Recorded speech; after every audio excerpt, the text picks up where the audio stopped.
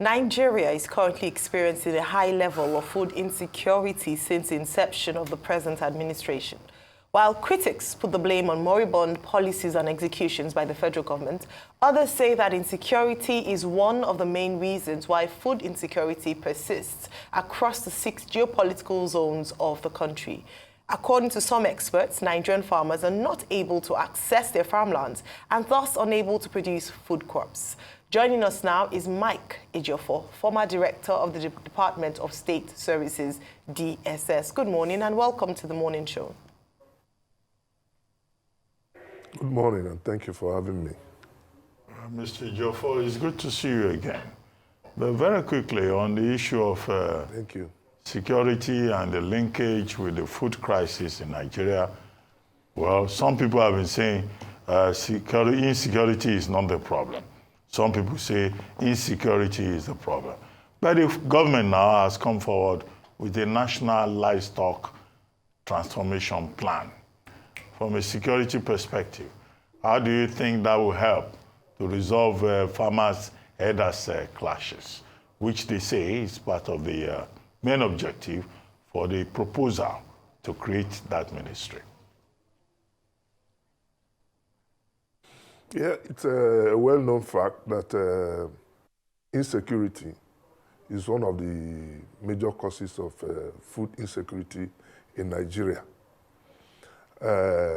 Farmers are not able to access their farms due to herders clash. With some have farms, the cattle go there and destroy everything they have in the farm. And it becomes a problem. And not only that, you see the issue of all these bandits ravaging the various forests and farms. And again, when you look at, apart from this challenge of insecurity in accessing farms, in addition to that, you have the issue of transportation to transport these foods, which makes prices of food very exorbitant that people can no longer afford.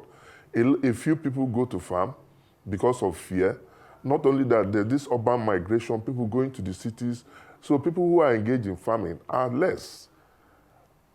I believe that I don't have the details of this Ministry of Livestock. I don't have the details of how it's going to operate, how it's going to address the issue of farmers-herders clash, how it's going to address the scarcity of food. But I believe that the government should take drastic measures to check the incessant food insecurity in Nigeria, because it is said that an angry man, a hungry man is an angry man, and there's a lot of hunger and anger in the land. The earlier the government handles that, the better for all of us, before it escalates. All right. Thank you very much, Mr. Ejiofor. Now, let's take a look at some of the statements credited to some senators, including Senator Ali Ndume, who have, shall I say, criticized the extent of intervention made by the president, especially in security, and that it's not commensurate to the urgent crisis that we face, especially as farmers in the north, in the middle belt area of Nigeria and other parts are unable to go to their farms, hence contributing to what we see currently in terms of food scarcity. Is there merit to what they've said? And if so, what are some of the things you would suggest or recommend that ought to be done, whether more or better or deepened, to help the current interventions in security in Nigeria? Well, I think Senator Ali Ndume is just stating the obvious. But to say that people don't have access to president, that I don't know, because maybe he has his facts. But again, the challenge I even have, that it should be coming from a politician. The greatest challenge we have in this country are created by, majority of them are created by politicians. And whether the government intervention is yielding result or not, it's not the facts in issue now. We are talking of food insecurity. And the greater problem coming up is the insecurity created by politicians. You can see there is hunger, and yet politicians flagrantly display affluence in the face of anger and hunger, ostentatious living, flagrant display of wealth, and as if nothing was, as if they don't care. So coming from a politician, I am concerned, and I feel that the politicians should, as a matter of urgency, address this issue by assisting the federal government to bring this insecurity to a tolerable level, because there's no society without insecurity. They will be the targets. Look at what is happening in Rivers State. Look at what is happening in Kano State. There are activities of politicians. So we should not be talking of food insecurity. We should be talking of the general insecurity in the country, which is promoted and funded by some of the politicians. I won't say all the politicians. And if they don't take time, they will eventually be consumed by their careless and reckless acts. Can I ask you a very honest question, sir? Do you honestly think we can end insecurity, or we're just talking? Do you honestly think that this crop of politicians that we have the will to end it, or it's just talk? Because like you said, most of the insecurity costs are by them because they want to win elections. The weapons coming into this country, it's not you and I importing them. The custom in 2 days seized over 54 weapons, over 100 cache of weapons. It's not you and I. I don't probably have the money to import such weapons close to about 10 billion. It's still those people high up there. So do you really think that we're just here to talk, as usual, like we normally talk, or we can truly end it? Do you think this crop can end it? Well, I think it can be ended or checked and brought to a tolerable level. Honestly speaking, like you want my honest opinion, the approaches we are using are not yielding results. So we should adopt a different approach. I have advocated severally that we need to restructure our security architecture. Restructuring this time doesn't mean changing the heads of the agencies or bringing in new people. We need to have an all-society concept of approach in security challenges. By this, I mean people should be involved. We should not leave this into our security agencies alone. As long as we continue to leave it for the security agencies alone, we'll continue to face the problems. Everybody must be involved. Security is a collective of all citizens. And we should go a step further. You know, like I have also suggested, we have our retired officers. There's no community you don't have retired officers. So I believe that the government can, as a matter of urgency, get these people deployed, get them coordinated, maybe at the ward local government level, ward local government and state level, because some of them are still active, even though they have retired. You need to get them involved. Get all the people, it's always said, see something, say something.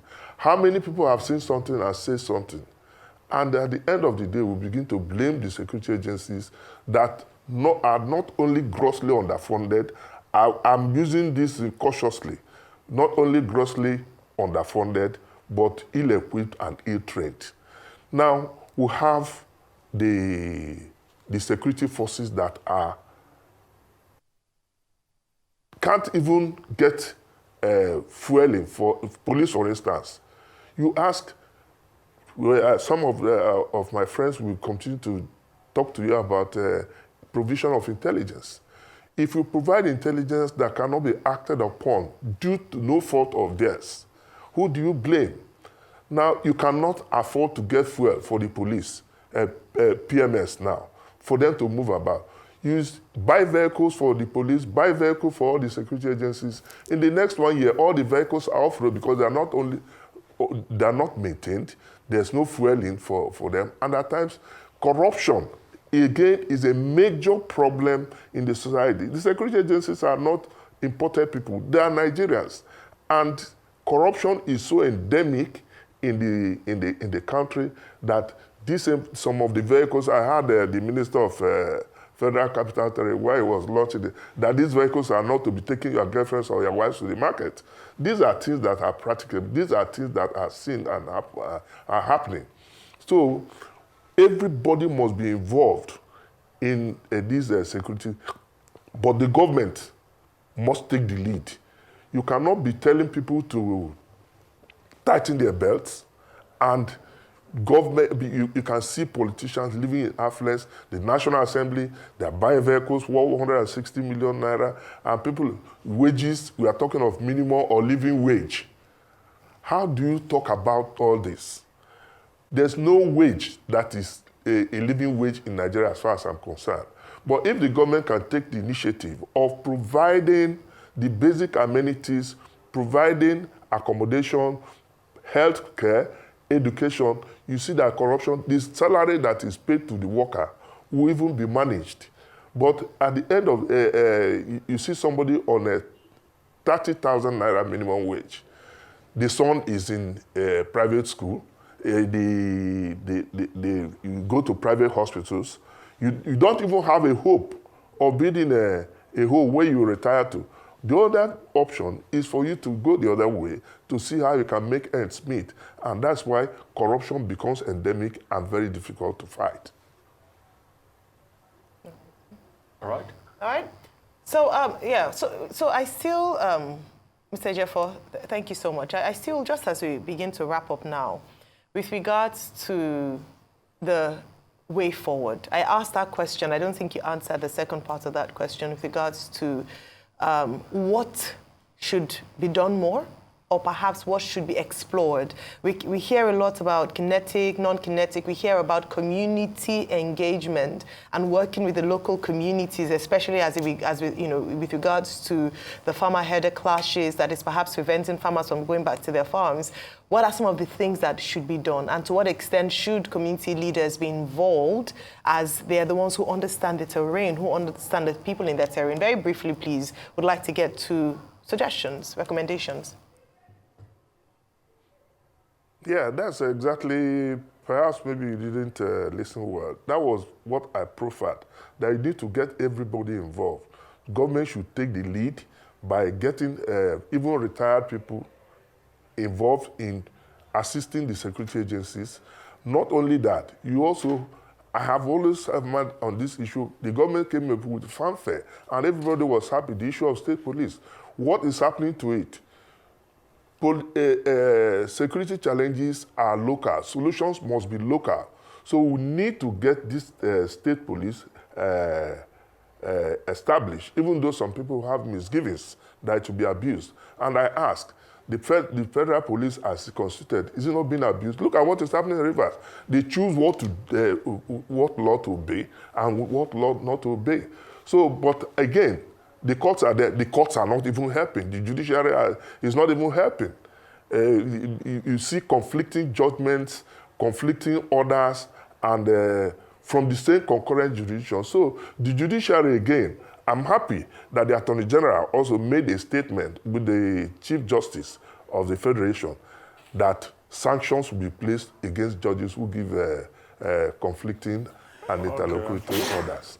Thank you very much. Again, the judiciary has a role to play. Thank you very much, Mr. Mike Ejiofor. But some people are nervous that this state police, maybe it's an idea we should just suspend. If you give them state police in Niger State, where you have a village headmaster as governor, what will he do with it? If you give them state police in Rivers State, Fubara, the jungle that has landed, what will he do with it? Anyway, that's a different conversation. Thank you very much for joining us.